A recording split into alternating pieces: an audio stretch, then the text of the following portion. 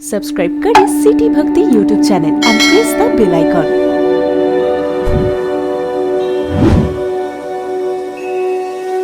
बुद्धि प्रधान हुई और चंद्रवंश में प्रायः जितनी घटनाएं हुई वो मनः प्रधान हुई, इसलिए कहीं कहीं मर्यादा का उल्लंघन भी दिखाई देता है। यही दोनों का मौलिक अंतर है। जहाँ बुद्धि प्रधान कार्य होगा वहाँ मर्यादित होगा, जहाँ थोड़ा मन के आधार पे काम होगा वो कभी कभी थोड़ा अमर्यादित हो जाता है। यही सूर्यवंश और चंद्रवंश का फर्क है। यहाँ पर वर्णन करते हुए श्री सुखदेव जी महाराज कहते हैं, सूर्यवंश में नभग नाम के एक राजा थे। ये सतयुग की घटना है सज्जनों, सतयुग की कथा है। उनके सबसे बेटे का नाम था नाभाग। वो जब विद्या अध्ययन के लिए गए हुए थे तो बड़े भाइयों ने पिता की संपत्ति का बंटवारा कर लिया और छोटा भाई जब लौटा तो उसको बोले, तुम्हारे हिस्से में ये केवल बूढ़े पिताजी हैं और कुछ नहीं। हाँ, ये सतयुग की घटना है। हाँ, लोग कहते हैं हमारा समय बड़ा खराब आ गया, सतयुग में भी ये होता था। हाँ, छोटे भाई को बोले तेरे हिस्से में केवल बूढ़े पिता हैं और कुछ नहीं है। हाँ, अब महाराज बड़ा दुखी हुआ जो नाभाग था। नाभाग नाम ही इसीलिए पड़ा जिसके लिए कोई भाग ही नहीं था घर में, इसलिए उनका नाम पड़ गया नाभाग। पिताजी ने कहा, बेटा घबराओ नहीं, मैं तुमको ऐसी युक्ति बताता हूं कि सबसे ज्यादा संपत्ति तुम्हारे पास ही हो जाएगी। तुम अभी अभी विद्या अध्ययन करके आए हो, तुमको सारे मंत्र याद हैं। यहाँ से कुछ दूर पर ब्राह्मण लोग यज्ञ कर रहे हैं, वो मंत्र भूल जाते हैं बार बार। तुम जा करके उनको मंत्र बता दो, यज्ञ से बची हुई सारी संपत्ति वो तुमको दे देंगे और तुम्हारे पास सबसे ज़्यादा संपत्ति हो जाएगी। ये है जो बड़े बूढ़ों की सेवा करता है वो कभी घाटे में नहीं रहता। बड़े बूढ़ों की सेवा जरूर करना चाहिए। बड़े बड़े अनुभव होते हैं उनके पास, जीवन के बड़े बड़े सूत्र होते हैं, उनके बुद्धि से ही तुम्हारा जीवन आगे बढ़ जाएगा। नाभाग बड़े भारी महाराज संपत्ति वाले हो गए और इन्हीं नाभाग इतने पितृभक्त थे, इसलिए नाभाग को पुत्र के रूप में अम्बरीश जैसे महाभागवत प्राप्त हुए। नाभाग के पुत्र थे भागवत अम्बरीश, भगवान के भक्त थे महाराज अम्बरीश। अम्बरीश जब राजा हुए वो भगवान की भक्ति में ही डूबे रहते थे। कभी एकादशी का व्रत है, कभी संकीर्तन है, कभी पूजन है, यहाँ तक कि उनको राजकाज की भी कोई चिंता नहीं रहती थी अम्बरीश जी को। हाँ, कई लोग सोचते हैं महाराज हम नहीं देखेंगे तो क्या होगा। अरे तुम भजन करो, तुमसे अच्छा संभालने वाला तुम्हारा ठाकुर बैठा हुआ है। अम्बरीश के साथ यही हुआ। भगवान को चिंता हुई ये राजकाज ठीक से देखते नहीं, राजकाज समाप्त होगा या विघटित होगा तो बदनामी मेरी भी तो होगी। उनके भक्त थे, क्या हुआ। हाँ, यही तो लोग कहेंगे। भगवान ने सुदर्शन चक्र को इनकी व्यवस्था के लिए भेज दिया था। हाँ, अपने भक्त की व्यवस्था के लिए। महाराज अम्बरीश एकादशी का व्रत बहुत समय से कर रहे थे। पारणा का समय था, पारणा का पूजन चल रहा था। बड़े बड़े महाराज वैदिक ब्राह्मण आए हुए थे। उसी दिन दुर्वासा ऋषि अपनी मंडली के साथ आ गए अम्बरीश जी के यहाँ। अम्बरीश जी बड़े प्रसन्न हैं। स्वाभाविक पारणा के दिन कोई संत मंडली आ जाए, संत को देख करके जिस गृहस्थ के मन में महाराज आनंद होता है उसको सदगृहस्थ कहा जाता है। सदगृहस्थ, हाँ, संतों को देख करके।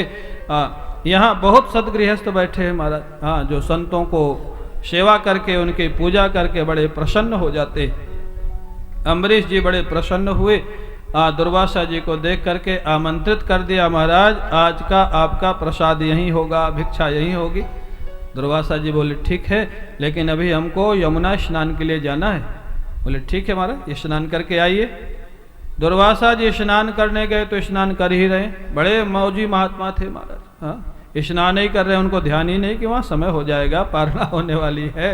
अम्बरीश को बड़ी समस्या हुई, अगर पारणा समय से नहीं होगी तो भगवान का व्रत खंडित हो जाएगा और व्रत खंडित होगा तो भगवान के प्रेम की प्राप्ति कैसे होगी। और तो कुछ चाहिए नहीं था, भगवान का प्रेम। आचार्य लोगों से महाराज आपस में सलाह किया क्या करना चाहिए, विचार विमर्श किया। आचार्यों ने कहा शालग्राम भगवान का अभिषेक करवा दीजिए और उनका चरणोदक लेके पारणा कर लीजिए। भोजन भी नहीं होगा, पारणा भी हो जाएगी, संत का अपमान भी नहीं होगा। उन्होंने चरणोदक लेकर के पारणा कर ली। दुर्वासा जी काफी विलंब से आए। जब उनको पता लग गया कि उन्होंने पारणा कर ली है तो नाराज हो गए, जबकि भोजन नहीं किया था, केवल चरणोदक लिया था। दुर्वासा जी बड़े नाराज, तुमको अपने राजापने का इतना अभिमान। ये कभी कभी बड़े बड़े जो तपस्वी होते हैं ना महाराज, बड़े खतरनाक होते हैं। बोले अपना इतना अभिमान तुमको अपने राजापने का, अभी दिखाता हूं तेरे को मैं कैसा महात्मा हूं। मेरे को आमंत्रित करके पहले तूने पारणा कर ली, मेरी प्रतीक्षा नहीं की, अपनी जटा उखाड़ के जमीन पे फेंक दी महाराज। ओ जटा से कृत्या उत्पन्न हुई, अम्बरीश को मारने के लिए दौड़ी। अम्बरीश की सुरक्षा में जो सुदर्शन चक्र थे वो कृत्या को खदेड़ा और कृत्या को समाप्त कर दिया। कृत्या को समाप्त करके सुदर्शन चक्र लगे दुर्वासा जी के पीछे। अब दुर्वासा जी भागे वहां से।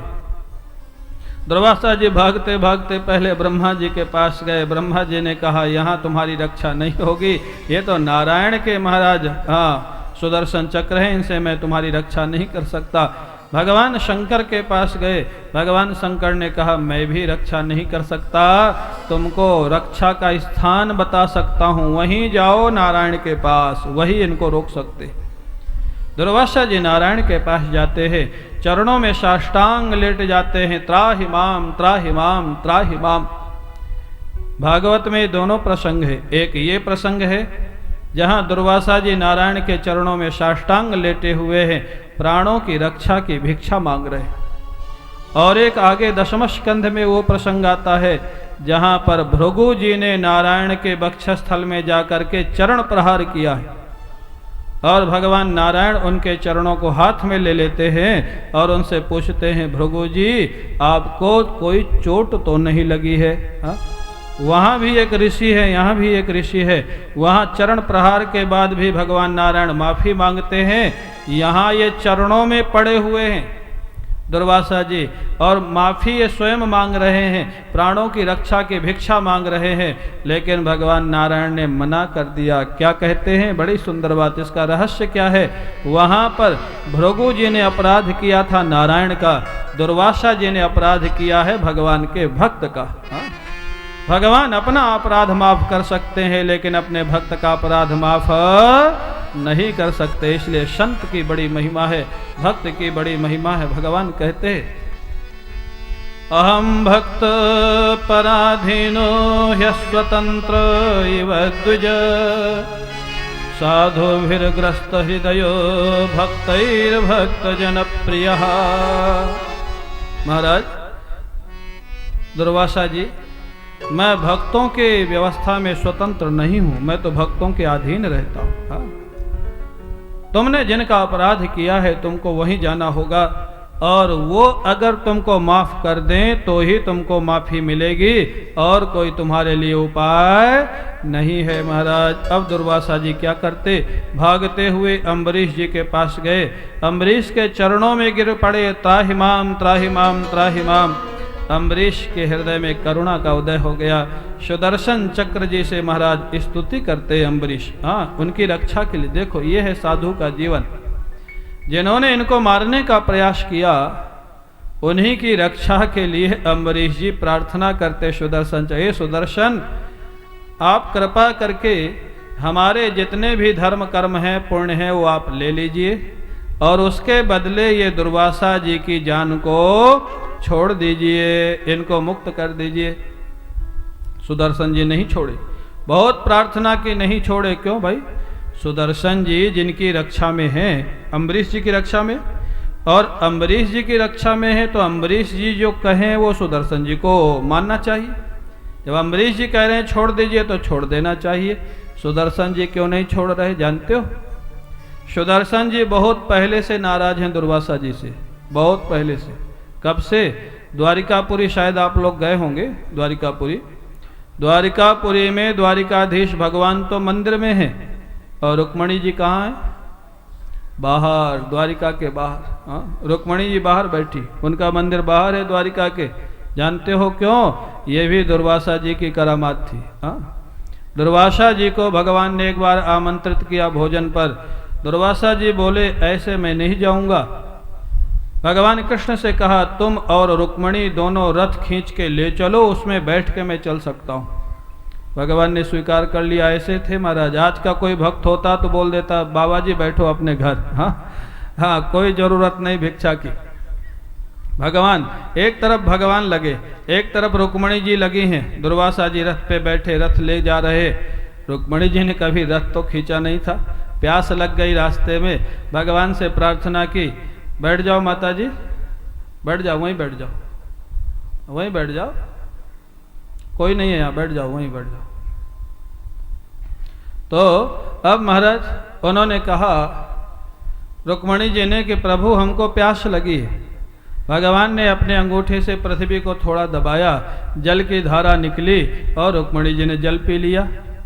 दुर्वासा जी बोले अच्छा, मेरे से बिना पूछे मेरे से पहले जल पी लिया? अपने पति का इतना अभिमान है तुमको, जाओ मैं शाप देता हूं तुम्हारा, तुम्हारे पति से वियोग हो जाएगा। अकारण शाप दे दिया। सुदर्शन चक्र तभी से नाराज थे। बाबा जी को कभी न कभी तो देखेंगे। महाराज और तभी से नाराज थे दुर्वासा जी से। आज मौका मिला पीछे लगे। बार बार अम्बरीश जी कह रहे हैं कि महाराज माफ करिए, छोड़ दीजिए, हमारा धर्म कर्म ले लीजिए, उसके बदले इनको छोड़ दीजिए। नहीं छोड़ रहे, बड़ा आश्चर्य, नहीं छोड़ रहे। अंत में अम्बरीश जी को अपनी भक्ति की निष्ठा को दांव पर लगाना पड़ा। यदि नो भगवान प्रीतः एकः सर्वगुणाश्रयः। अरे सुदर्शन जी, यदि भगवान नारायण मेरे से प्रसन्न है तो आप शांत हो जाइए। अब तो भक्ति दांव पे लग गई। अब अगर शांत न हुए तो इसका अर्थ निकलेगा कि भगवान नारायण अम्बरीश से प्रसन्न नहीं है। अब तो शांत होना ही पड़ा सुदर्शन जी को। अब दुर्वासा जी ने महाराज अम्बरीश को प्रणाम करना चाहा। अम्बरीश जी ने हृदय से लगा लिया। दुर्वासा जी की मंडली को भोजन करवाया, स्वयं पारणा की और विदाई दे करके विदा किया। दुर्वासा जी आशीर्वाद देते हुए जा रहे हैं। बहुत कठिन है इनका आशीर्वाद देना। हाँ, साप प्रायः देते हैं, आशीर्वाद नहीं देते जल्दी। आशीर्वाद देते हुए गए। इसी वंश में महाराज बड़े बड़े राजा हुए। इसी वंश में महाराज भगीरथ हुए, जिनके सत प्रयास से गंगा जी का प्राकट्य हुआ। गंगा जी ने आने के पहले ही भगीरथ जैसे कहा था, भगीरथ मैं चलूंगी तो सही, लेकिन कलयुग में मेरे लिए समस्या आ जाएगी क्या? बोले लोगों को पता लगेगा गंगा नहाने से पाप धुल जाते हैं, तो लोग जानबूझ के पाप करेंगे और गंगा स्नान करेंगे। एक दिन ऐसा आ जाएगा कि मेरे को पाप को दूर करने की शक्ति मेरी समाप्त हो जाएगी। गंगा जी ने कहा है। आज वो दिखाई दे रहा है महाराज। हरिद्वार के आगे गंगा जी का अस्तित्व तो मिलना ही कठिन हो गया है। आप कानपुर में देखो, गंगा जी में आचमन नहीं कर सकते, स्नान की तो बात ही अलग है। ये हालत हो गई। गंगा जी ने बात पहले ही कही थी। बोले मेरा उद्धार फिर कौन करेगा? भगीरथ जी ने कहा माँ, अगर आपके ऊपर ऐसी आपत्ति आएगी तो कोई संत महापुरुष ही खड़े होंगे जो आपको पुनः पवित्र करने लायक बनाएंगे, आपका उद्धार करेंगे। भगवान शंकर से प्रार्थना की उनको अवतरण को रोकने के लिए। गंगा जी का अवतरण हुआ। गोमुख से गंगा जी होती हुई महाराज गंगा सागर पहुँच करके उनके पूर्वजों का उद्धार किया। बोले गंगा मैया की जय। इसी परिवार में आगे चल करके खट्वांग नाम के राजा हुए। उनके रघु हुए, अज हुए और अज के पुत्र हुए महाराज दशरथ। दशरथ जी की महाराज 3 रानियां हैं, कौशल्या, कैकेयी और कौन है? सुमित्रा। 3 रानियां हैं, फिर भी बहुत अवस्था व्यतीत हो गई और महाराज दशरथ को कोई भी पुत्र की प्राप्ति नहीं हुई। महाराज बहुत अवस्था व्यतीत हो गई। एक दिन अचानक उनके मन में बड़ा दुख हुआ, बड़ी ग्लानि हुई। एक बार भूपति मन माही, भई गलानि मोरे सुतनाही। एक बार की बात है, उनके हृदय में बड़ी ग्लानि हो गई। अरे अभी तक मेरे को कोई संतान की प्राप्ति ही नहीं हुई। जब ग्लानि हुई तो किसके पास गए? बोले अपने गुरुदेव वशिष्ठ जी के पास गए। वशिष्ठ जी के चरणों में विनय की, महाराज बहुत समय व्यतीत हो गया, अब तो धैर्य धारण नहीं होता है। वशिष्ठ जी ने धैर्य धारण करो, क्या होगा? बोले एक नहीं 4 होंगे 4। वशिष्ठ जी कहते तब वशिष्ठ बहुविधि समुझायो, नृप संदेह नाश कह पायो, धरहु धीर हुई हहि सुतचारी, त्रिभुवन विदित भगत भयहारी। वशिष्ठ जी ने समझाया, धैर्य धारण करिए महाराज, एक नहीं 4 सुपुत्र होंगे, सारे संसार में आपके यश का विस्तार करेंगे, भक्तों की रक्षा करेंगे। महाराज दशरथ ने कहा, अब धैर्य धारण करने की सामर्थ्य नहीं है, आप शीघ्रता करिए। वशिष्ठ जी ने श्रृंगी ऋषि को बुलाया। श्रृंगी ऋषि वशिष्ठ बुलावा, पुत्र काम शुभ यज्ञ करावा। सुंदर यज्ञ का अनुष्ठान किया। इतना सफल यज्ञ था, यज्ञ की पूर्णाहुति में अग्निदेव स्वयं प्रकट होते हैं, हाथ में प्रसाद का कटोरा लिए हुए, और वो जो चरु था महाराज दशरथ के हाथों में दे देते। महाराज दशरथ ने उस प्रसाद का आधा हिस्सा माँ कौशल्या को दे दिया, आधे के 2 हिस्से किए, एक हिस्सा कैकेयी को दिया गया, और जो चौथाई हिस्सा था उसके 2 भाग किए गए। कौशल्या और कैकेयी ने एक एक हिस्सा सुमित्रा को दे दिया। तीनों रानियों के गर्भ में भगवान प्रवेश कर जाते हैं, अंशों के सहित। कौशल्या के गर्भ में परब्रह्म परमात्मा, और महाराज जानते हैं जो लक्ष्मण जी हैं ना, हाँ ये शेषावतार हैं, शत्रुघ्न लाल जी सुदर्शन चक्र के अवतार हैं, भरत लाल जी शंख के अवतार हैं। हाँ तो अंशांशों के सहित भगवान नारायण माताओं के गर्भ में प्रवेश कर गए। जा दिन ते हरि गर्भ ही आए। जिस दिन से भगवान गर्भ में प्रवेश किए, अयोध्या नगरी में क्या पूरे ब्रह्मांड में प्रकृति सजी हुई थी। प्रकृति को बड़ा आनंद था, भूदेवी को बड़ा आनंद था। क्यों? भूदेवी को लग रहा है आज हमारे आराध्य, आज हमारे यहाँ अवतार लेके पधारने वाले हैं। भगवान 9 महीने तक गर्भ में रहे। जिस दिन उनका प्राकट्य होना था, जोग लगन ग्रह, जितने भी महाराज योग थे, लग्न थे, ग्रह थे, नक्षत्र थे, सब अपने आप अनुकूल हो गए। भगवान के विपरीत कोई ग्रह नक्षत्र नहीं जाता है। एक पंडित जी ने राम जी की कुंडली बनाई थी, जानते हो महाराज, पंडितों का भी दुस्साहस आप देखने लायक। राम जी की कुंडली बना दी, और उसका जानते हो फलादेश क्या निकाला?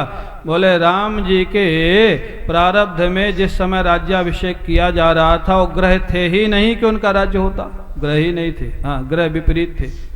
मेरे को लगा ये पंडित लोग तो राम जी की भी कुंडली बनाने लग गए। मनुष्य क्या करेगा? अरे जिनके इशारे से ग्रह चलते हैं, जबकि तुलसीदास जी ने लिख दिया सारे ग्रह नक्षत्र अपने आप अनुकूल हो गए उनके महाराज अपने को सफल करने के लिए। सुंदर चैत्र का महीना था, शुक्ल पक्ष था, और सजी हुई थी महाराज अयोध्या नगरी। भगवान के प्राकट्य का समय था। प्राकट्य के समय बड़े बड़े संत महापुरुष पधारे, जैसे पूज्य बाबा जी महाराज पधार रहे। बोलिए सद्गुरुदेव भगवान की।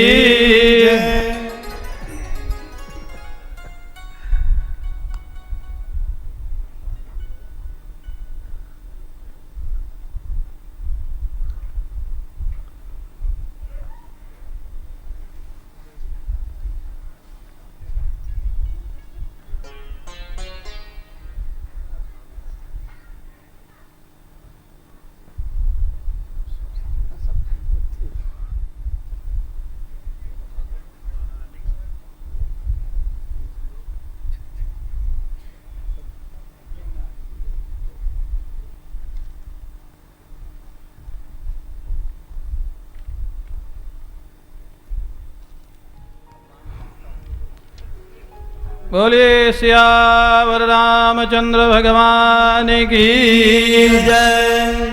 बड़ी कृपा पूर्वक परम तपस्वी पूज्य बाबा जी महाराज पधारे हैं।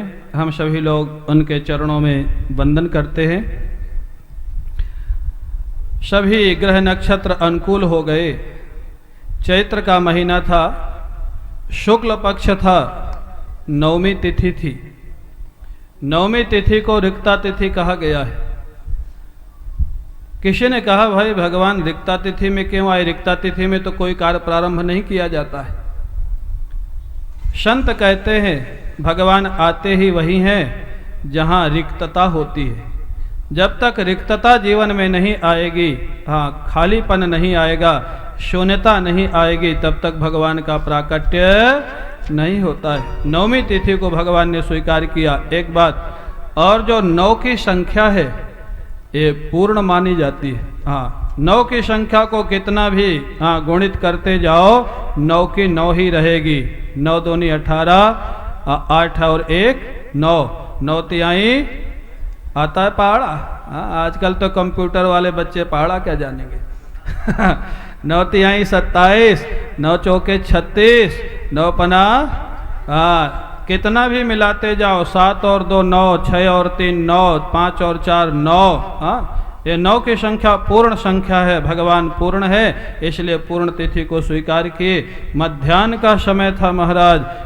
दिन के 12 बजने वाले थे। अभी क्या बजने वाला है? प्रकट होते होते 12 ही बजेंगे महाराज। दिन के 12 बजने वाले थे। राजाधिराज हैं महाराज। सूर्य वंश का अवतार है। तो जो राजाधिराज होते हैं वो दिन के 12 बजे आते हैं, और रात्रि के 12 बजे कौन आते हैं? चोर। वो आएंगे अंधेरे में। आज भी देखना, जब वो आएंगे ना तो लाइट जरूर जाएगी। ये प्रामाणिक है। आश्चर्य होता है। भारत के तो बात छोड़ो, यहाँ तो लाइट जाती ही रहती है। मैंने सिंगापुर में भागवत की, और आश्चर्य की बात थी, जैसे कृष्ण भगवान के प्राकट्य की कथा आई, 5 मिनट के लाइट वहां चली गई, जबकि कभी नहीं जाती। लोगों ने बाद में पूछा क्या आपने जानबूझ करके कोई सिस्टम बना रखा था लाइट गोल करने का? मैंने कहा नहीं, कोई नहीं बनाया था। सिस्टम बनाने वाला तो वृंदावन वाला है ना, सिस्टम हम क्यों बनाएंगे? तो महाराज उनका काम है अंधेरे में आना। तो जो रात्रि में 12 बजे घूमे वो कौन होता है? चोर। आप घूमते तो नहीं हो ना। दिन के 12 बजे जो आवे वो महाराज राजाधिराज। दिन के 12 बज रहे थे। देवता लोग स्तुति करके महाराज अभी आसमान में विद्यमान ही थे। भगवान परब्रह्म परमात्मा अखिल ब्रह्मांड नायक माँ कौशल्या के महाराज गर्भ से शंख चक्र गदा पद्म लिए हुए प्रकट हो जाते हैं। बोलिए भक्तवत्सल भगवान की जय, भक्तवत्सल भगवान की, भक्तवत्सल भगवान की। भगवान प्रारंभ में प्रकट हुए शंख चक्र गदा पद्म लिए हुए, जिससे माँ को ये पता लग जाए जिनकी आराधना उन्होंने की थी वही उनके पुत्र बन करके आ रहे हैं। भगवान प्रकट हुए और माँ कौशल्या उनकी स्तुति करने लग गई। हम सभी लोग माँ कौशल्या के साथ गाएंगे। भय प्रकट कृपाला दीन दयाला कौशल्या हितकारी हर्षित महतारी मुनि मनहारी अद्भुत रूप विचारी भूषण यज्ञमाला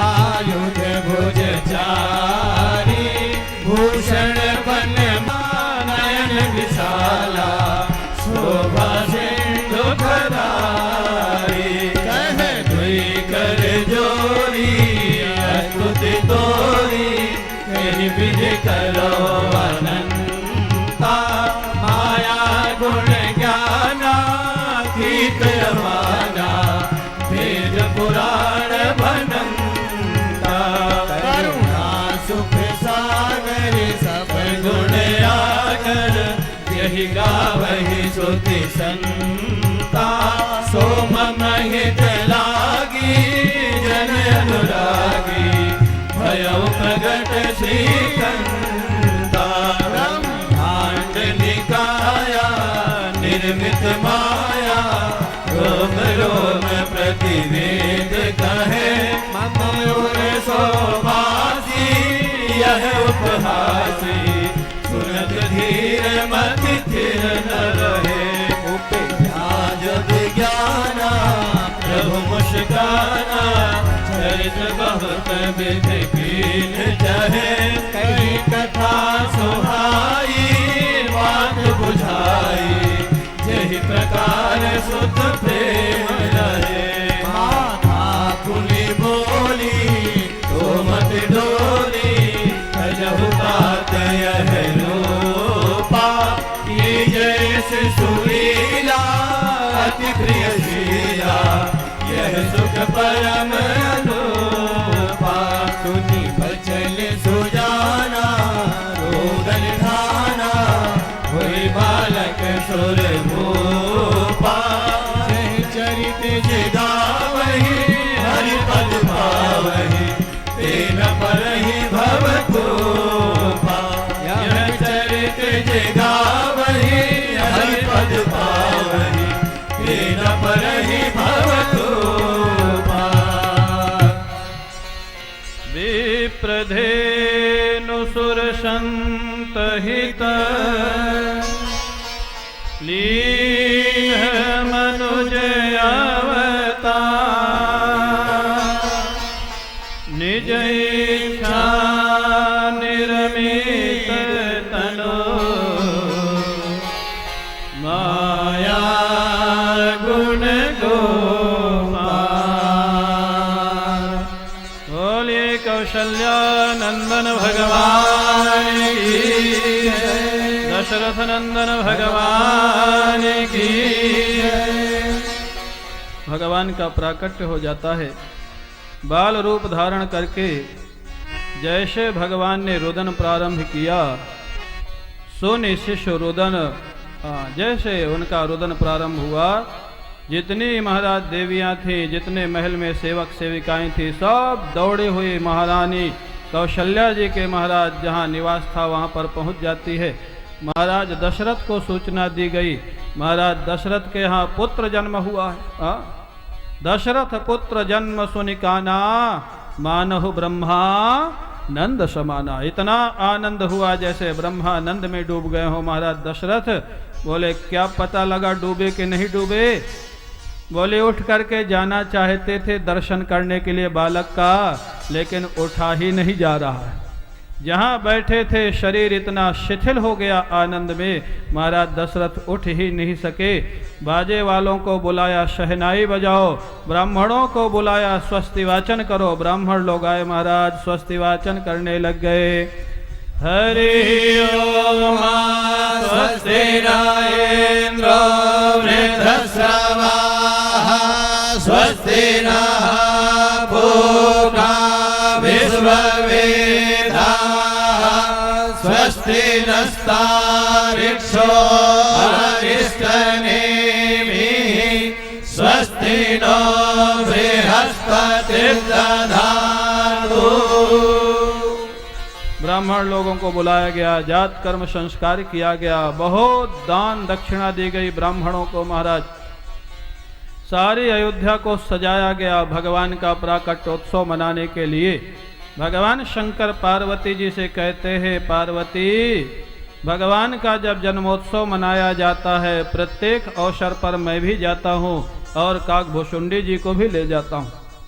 हम दोनों मनुष्य का रूप बना करके जाते हैं पार्वती, लेकिन जानते हो खूब आनंद लेते हैं अयोध्या की गलियों में, खूब मस्ती से नाचते हैं, गाते हैं, उत्सव का आनंद लेते हैं, लेकिन हमको कोई पहचान नहीं पाता। पार्वती जी मुस्कराने लग गई। बोले क्यों मुस्करा रही हो? बोले आप आए थे ना लाला का दर्शन करने ज्योतिषी बन करके। बोले हाँ हाँ, तो उसमें क्या हुआ? बोले आपको जब मैया ने लाला को दर्शन नहीं कराया, आप दुखी होके चले गए, फिर लाला रोने लग गया, फिर मैया ने एक सखी को भेजा था आपको बुलाने के लिए। बोले हाँ भेजा था। बोले जानते हो सखी कौन थी? बोले कौन थी? बोले वो तो मैं ही थी। आप कहते हो किसी ने नहीं देखा, जब मैंने देखा आप चले गए काकभूषुंडी जी के साथ, तो मैं भी अयोध्या चली गई थी, सखियों में शामिल हो गई थी, मैं भी आनंद ले रही थी अयोध्या जी का। 1 महीने तक उत्सव चला महाराज, 1 महीना महाश दिवस कर दिवस भा, गोस्वामी जी महाराज लिखते हैं। और इतना गुलाल और अबीर उड़ाया गया। क्यों भाई? तुलसीदास जी ने ऐसी विलक्षण कविता की है। बोले गुलाल और अबीर जब बहुत उड़ाया गया तो अंधेरा जैसा हो गया। बोले कैसा लग रहा था? बोले